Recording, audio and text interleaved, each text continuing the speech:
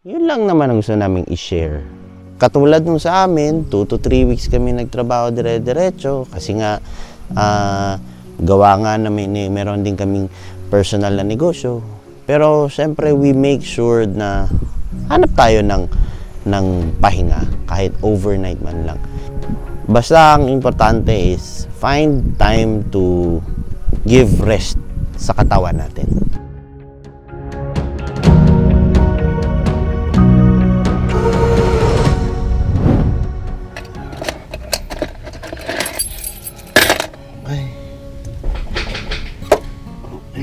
Okay. Yan. So, all packed up na tayo for the trip tomorrow. Hello guys and welcome back to a new episode ng Motocampo. Bukas kasi magbabakasyon lang kami saglit matapos ng mahabang sabakan ng trabaho. So 2 to 3 weeks straight na kaming medyo ngarag. So I think naman deserve naman namin magpahinga kahit overnight lang, overnight camping. So tomorrow punta tayo ng Camp Trovail sa may Barangay Laiban sa may Tanay, Rizal. Hindi naman to official na motocampo trip pero parang sayang naman din. So gawa na lang din natin ng video. So this is going to be just me, si Joanna, ang aking asawa, plus friends namin. And ano lang talaga, kumbaga sit back and relax lang din kami, makapagbakasyon lang talaga ng mabilisan. So yun lang. I hope ma-enjoy nyo itong episode na ito. It's been quite a while. And it's also exciting for me kasi sa wakas makikita ko na ulit ang aking dating best friend. Mamaya papakita natin later this video kung ano or sino yon. Ayun. Sana naman tama na to. So after nito sa biyahe na kami kakain. Tapos diretso na kami ng campsite. Hintayin lang namin yung mga kasama namin. Tapos diretso na kami. Sir, 78 na lang po yung sukli po nila. Yes, okay. Nandito na po yung 300, sir. Check okay. na lang po ng sukli kung tama po. Ito pa po yung 817, sir. Check na lang po, sir. Tama po ba? Ayun. Check mo. Ayun, sige. 250. Okay. Okay na po. Sige. Thank you. At least mabilis. Pero mali pa rin. So yun, naalis na kami. Nagising na yung isa. Ano? Ready ka na? O anto ka pa? Let's go. Sige, see you. Matapos bumili ng pagkain sa Jollibee ay nagtuloy na kami sa aming biyahe papuntang Tanay, Rizal. Sa mga hindi pa nagagawi dito ito ang national road na bumabaybay sa gilid ng Sierra Madre Mountains papuntang Quezon. Maraming pasikot-sikot at marami ding ahon at lusong. Ang gusto din namin dito sa ruta na to ay never ending ang sightseeing. Kaya naman nag-i-enjoy kami pag nandito kami dumadaan. Baka siguro doon sa 3 pirasong tutis. Maintindihan nyo. Ayan na yung part mo. Damdamin mo yan ha. Tagalan mo yan.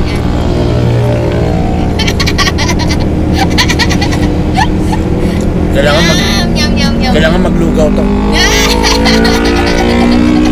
Ay, nalunok ko, patay.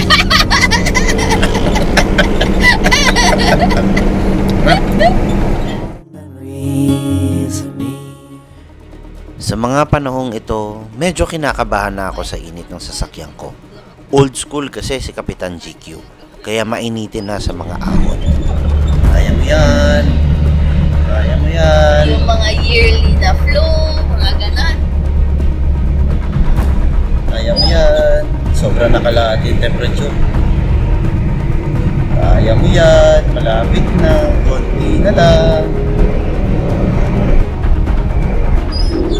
Initin talaga itong sasakyan na to. Ay! Bakit? Wee! Okay na. Yeah.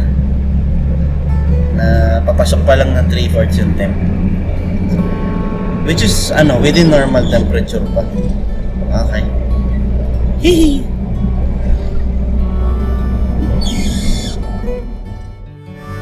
Mga ilang kilometro lang ay nakasalubong na namin ang aming mga kaibigan at nagsimula na kaming magbaybay sa kagubatan ng Barangay Laiban. May mga river crossing pero talampakan lang naman ang lalim. Siya nga pala, matarik ang daan papasok ng Barangay Laiban ha, kaya expect nyo rin na matarik din palabas. Payong kaibigan lang sa mga papunta rito na may lumang sasakyan katulad ng akin. Iwas overheat lang ba? Ayan, so nandito na tayo sa Barangay Laiban, yung outpost nila. So ang mangyari is kailangan mag-registration. Meron bayad na agad. Ha? Bayad na agad dito. Meron nata. Hindi ko lang sure. Registration po, kuya? There. 50 yung sasakyan. So bali 1, 2, 3, 4, 4. Paano bata? Kasama din? Wala na. Okay. Kayo lang pong So 4 kasi 50 per head, tapos 20 per head, 50 tapos lang. 50 ang sasakyan. Okay. Sige. Paano muna ako? Paspat. Sige.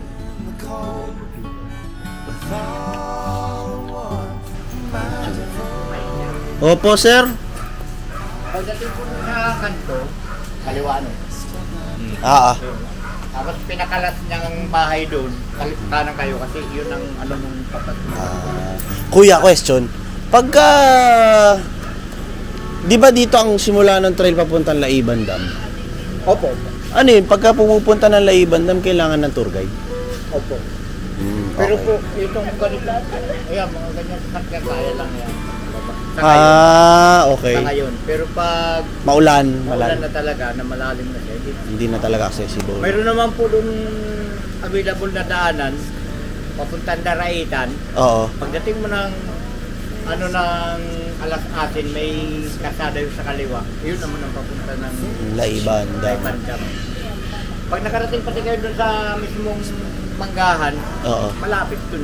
Okay. Wala pang 50 meters ang lalakarin yung Manggahan.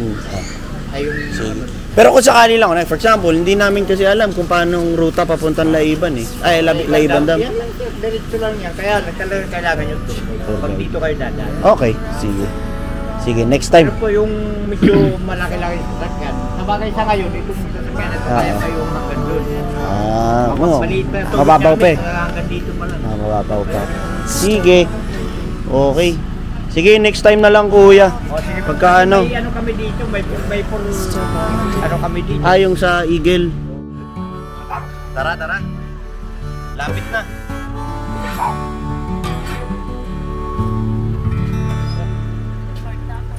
Okay. Yan na. Welcome to Camp Travail. Travail ba? Truvi? Ano ba? Balay. Truvaile. Oy. Hindi, syempre bubuksan nila yung gate. Hindi, yung ibabaw. Oo. Kasi. Okay. Ay kuya, under David Policarpio po. David Policarpio.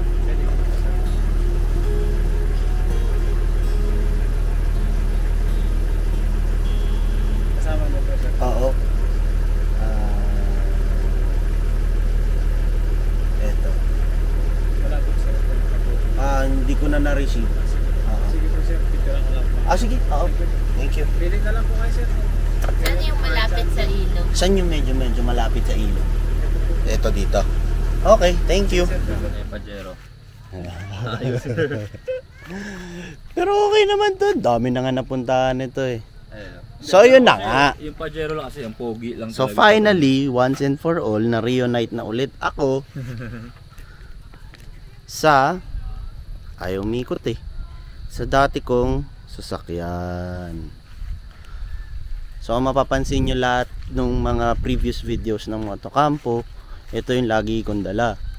So syempre, this car is no longer mine na ibenta na po namin.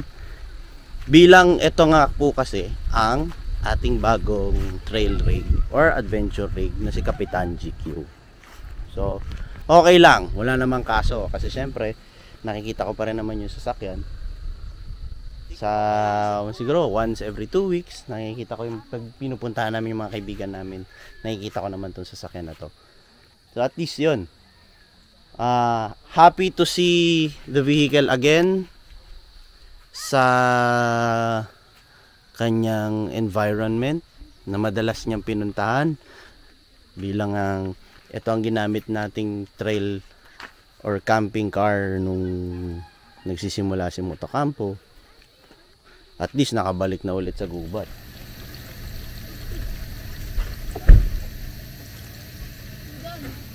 So hanggang ngayon hindi pa namin alam kung ano yung daladala nila Kay. Kami, ang handa namin is yung ready to eat na Bicol Express.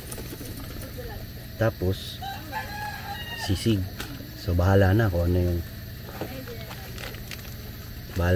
yung papares nila. Ano? Yan na ba? Ano yan? Bahala na kung hindi. Medyo pwede na papares naman. Sa mga panahong ito, tila parang tumigil na talaga ang oras para sa akin. Ganito talaga ang epekto sa akin ng pagkakamping. Being one with nature. Walang polusyon, walang stress, walang ingay. Tila para bang takas sa realidad. Malayo sa katotohanan ng buhay. Kahit ba sa tagal ko nang nagkakamping, ganito pa rin talaga ang tama nito sa akin. Ito ang nagbibigay ng saya, nagbibigay ng ligaya. Kahit ba sa saglit na panahon lang ba? At masaya ako na kahit sa mga sinasama ko ay madalas parehas ang karanasan nila.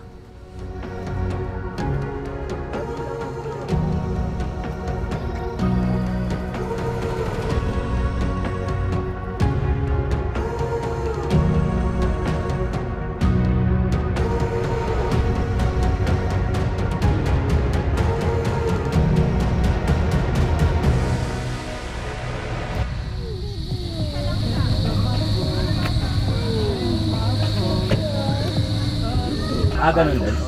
Parang mas malaki ito. 2x2 yan eh. Matapos man ang halian ay nag-setup na kami ni Aaron habang ang mga misis ay nagliligpit ng mga pinagkain. Sa mga panahong ito kasi nagsisimula nang magparamdam ang ulan. May patak-patak na, tapos iba na yung amoy ng hangin. Priority lang muna namin ay yung tent at yung on. Kaya madali kaming nag-setup at nag-secure ng aming masisilungan. Hanggang sa... Oh, grabe! Lang bumagyo! Oh! Teka, nababasa tayo. So, yun na nga. Out of nowhere, within 5 minutes, bilang bumuhos yung ulan, basang-basa tayo. Yun din naman eh. Diba? Pwede, naligo ka dyan. Dire-diretso yun na natin.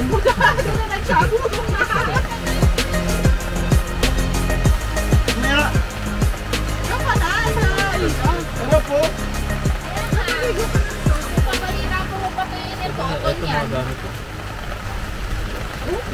Kumikidlat-kidlat pa. So, ganun na nga. Akala namin, sobrang araw kanina, tuloy-tuloy na. Tapos ngayon, biglang bagsak ang ulan. Ay, diba, may kulog-kulog pa, may kidlat-kidlat pa. Although, kabado, kasi nga may mga kidlat-kidlat, pero okay lang naman, sanay naman na kami kasi actually mas gusto ko nga pag umuulan kasi malamig, presko, may ihip ng hangin, hindi malagkit. Kaya chill lang. Nakaligo pa ako sa ulan. Diba? Libreng tubig. Ay, mas marami sa akin, mas maraming positives ang tag-ulan kaysa sa negatives. Okay lang yung nababasa. Sila, ewan ko lang. Pero ako, sarap. Diba? Enjoy yung bata. Enjoy, ito yung ma-enjoy pa yung bata. So yun, Susunod na ito, problemahin ko paano ko magsisilab o saan ako mag-iihaw ng lempo kasi umuulan na. Oo nga, baka maging fried yung lempo natin. Oo nga, pritong lempo. Abutin natin na ito. Hello? Si yung uso? Pero malay mo, dito na lang. Pwede naman siguro. Dyan sa area na yan o dun sa area na yun kung nasan yung kitchen. Pero, Okay lang, para amoy tignan natin. Electric pan tayo, marami tayo. Lamig. Lamig talaga. Sarap. Sarap. So, let's see. Let's see. Enjoy to. Enjoy natin to. Cheers. Kita mo.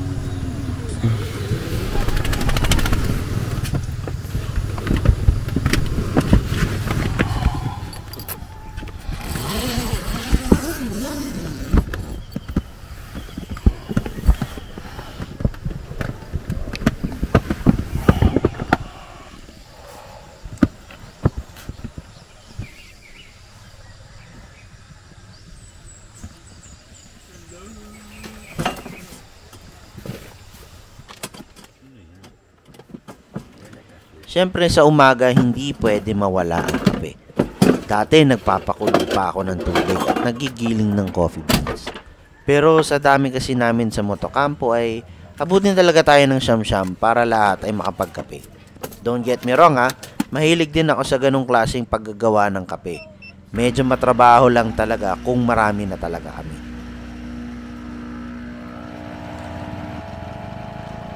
Buti na lang ay pwede na tayo magdala espresso machine kasi meron na tayong EcoFlow Delta na kayang-kayang ganitong klaseng appliances. Tapos, yung nagamit mo na energy paggawa ng kape ay mababalik natin agad sa umaga paggamit ng araw. Just plug in your solar panel and let the sun charge or replenish the batteries ng ating EcoFlow.